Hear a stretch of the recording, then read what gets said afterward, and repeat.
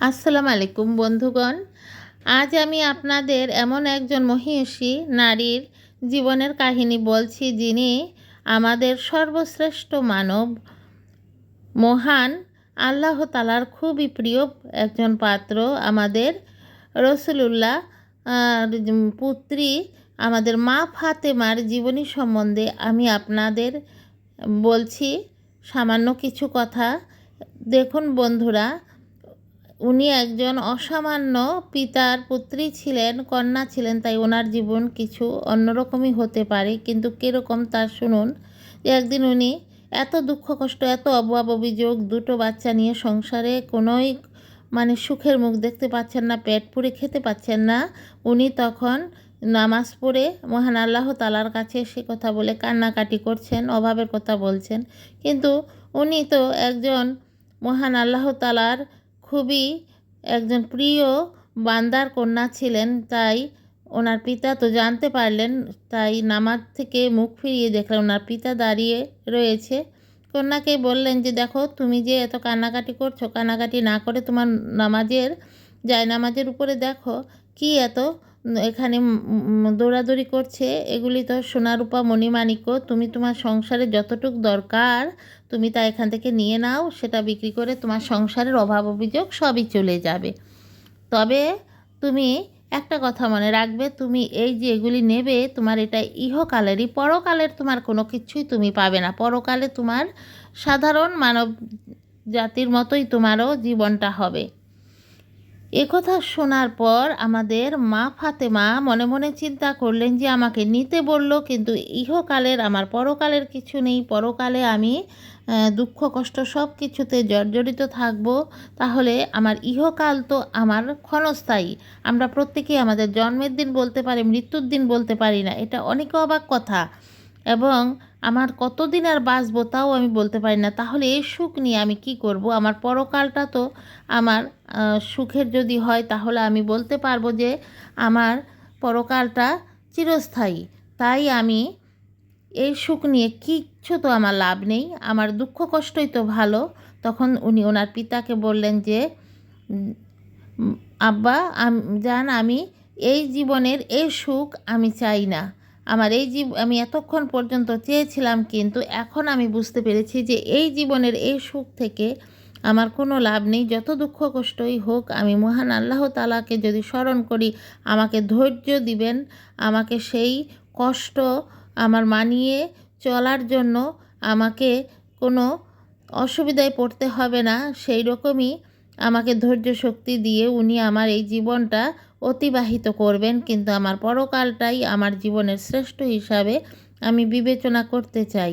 তখনই কিন্তু মহান আল্লাহ তাআলার পরম প্রাণের শ্রেষ্ঠ মানব আমাদের রাসূলুল্লাহ বললেন যে, তুমি যদি এত কষ্ট সহ্য করে যেতে পারো এই জীবনে, তাহলে তুমি ভেস্তের মহিলাদের নারীকুলের শ্রেষ্ঠ রমণী, শ্রেষ্ঠ সর্দারনী সাম্রাজ্ঞী তুমি হতে পারবে। যে আমরা জানি ভেস্তের চাবিকাঠি মা ফাতেমার হাতে। ভেস্তের যত নারীকুল আছে সবারই শ্রেষ্ঠ নারী হলেন, এবং সবারই কিন্তু সর্দারনী একদম সাম্রাজ্ঞী আমাদের মা ফাতেমা। এ কথা ওনার পিতা যখন বললেন যে তুমি এই কষ্ট সহ্য করলে তখন তুমি সেই সুখ লাভ করবে, তখন তিনি মনে মনে চিন্তা করলেন, আমার আর দরকার নেই বাবা, আমার এই পৃথিবীর এই দুঃখ কষ্ট আমার খেলেও দিন যাবে, না খেলেও দিন যাবে, কিন্তু ইসলাম ধর্মে যেমন আমাদের পরকাল বলতে জিনিস আছে, সেই পরকালই আমার শ্রেষ্ঠ। এরপরে একদিন আবার কি হলো, একজন ইহুদি নারীর সঙ্গে 12 বছর পর্যন্ত বন্ধু, এই আমাদের মা ফাতেমার সখী, সেই সখী একদিন দৌড়াদৌড়ি করে ছুটে এসে বলল যে, সখী আমার বিয়ে ঠিক হয়েছে, আজ 12 বছর পর্যন্ত তোমার সঙ্গে আমার এই বন্ধুত্ব, এবং আমার বিয়েতে তোমার অবশ্যই যেতে হবে।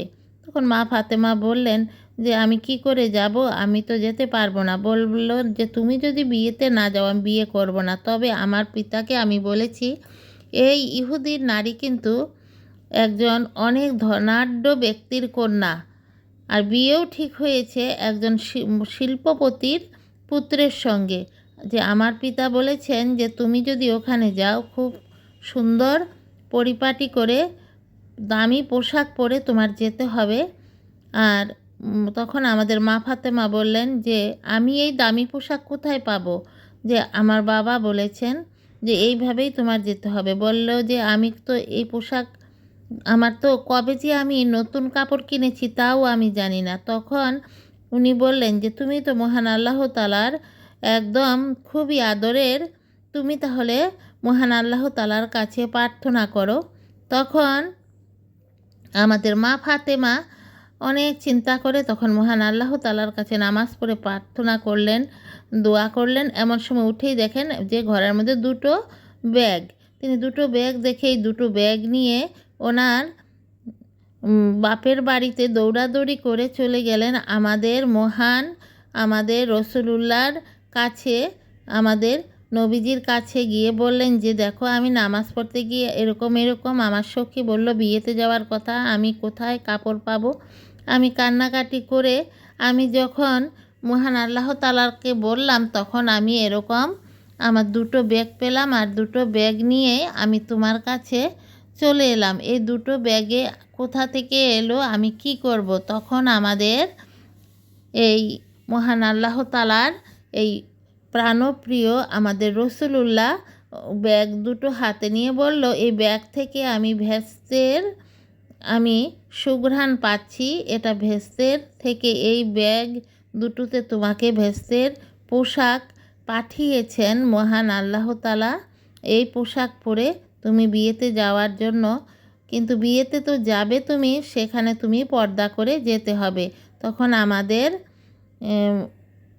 মা ফাতেমা বললেন যে অবশ্যই আমি পর্দা সহকারে যাব, কারণ সেখানে ইহুদিদের বিবাহ অনুষ্ঠান। ইহুদি ওরা ইসলাম থেকে কিন্তু আলাদা, তাই তিনি সেখানে ইহুদিদের বিয়েতে সেই সখীর কথা রক্ষা করার জন্য সেখানে উনি উপস্থিত হলেন এবং সেই পোশাক পরেই তিনি সেখানে গেলেন।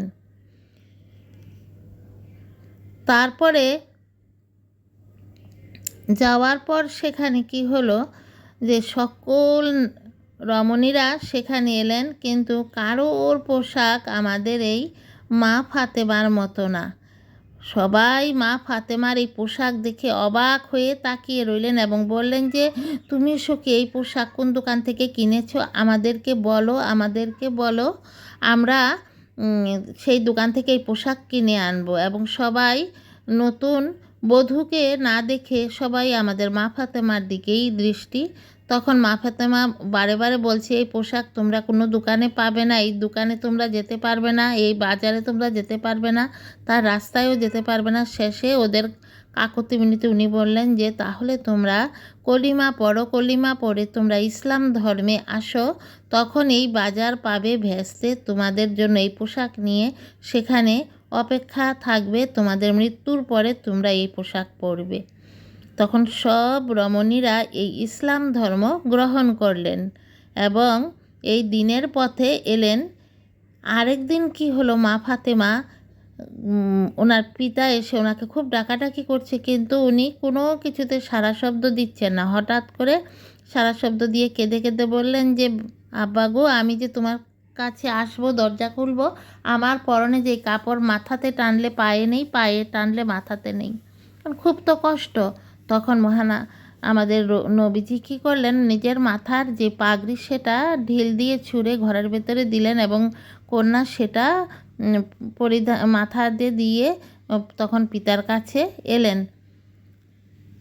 এত দুঃখ কষ্টের মধ্যেও আমাদের মা ফাতেমা জীবনে ধৈর্য করে এই পৃথিবীতে জীবনযাপন করেছেন। তিনি কিন্তু একজন শ্রেষ্ঠ নারী এবং ভেস্তের নারীকুলের কিন্তু সাম্রাজ্ঞী এবং সেখানের সমস্ত নারীদের সর্দারনী। তাই আমরা সকল মহিলারাই ওনাকে অনুসরণ করা দরকার এবং আমরা সবাই এর অনুসরণ করলে আমরাও একজন শ্রেষ্ঠ মানব নারী হব। প্রতিটা সংসারেই অনেক দুঃখ কষ্ট অভাব অভিযোগ থাকে এবং আমরা যদি মা ফাতেমাকে অনুসরণ করি তখন মা ফাতেমার জীবন দেখে আমাদের সেই অভাবটা আমাদের জীবনে আমরা কিভাবে সেটাকে আমরা মানিয়ে নেব তা আমরা শিখতে পারবো এবং নারীরা আর ব্যভিচারিণী হবেন না, ধৈর্য হবে এবং সংসারে প্রতিটা মানুষের সঙ্গে কিভাবে ব্যবহার করতে হবে, কিভাবে জীবন প্রণালী চালাতে হবে সব কিছুই আমরা শিখতে পারবো। তাই আমরা সবসময় মা ফাতেমাকে আমরা অনুসরণ করতে হবে। এবং বন্ধুরা, আজকের ভিডিওটি কেমন লেগেছে সবাই কমেন্ট করে জানাবেন। আমি দৈনন্দিন জীবন চ্যানেল 2 এর পক্ষ থেকে আজকের ভিডিওটি আমি করলাম এবং এরকম আরও ভিডিও পাওয়ার জন্য আপনারা অবশ্যই কমেন্ট করবেন। এবং বন্ধুরা, যদি নতুন কোনো বন্ধু থাকেন অবশ্যই আমার চ্যানেলটি সাবস্ক্রাইব করে বেল আইকনটি প্রেস করে একটা লাইক দিবেন। সকল বন্ধুরা লাইক দিবেন এবং আমার সকল বন্ধুদের রইল অনেক অনেক শুভেচ্ছা ভালোবাসা। আজ আসি, আসসালামু আলাইকুম।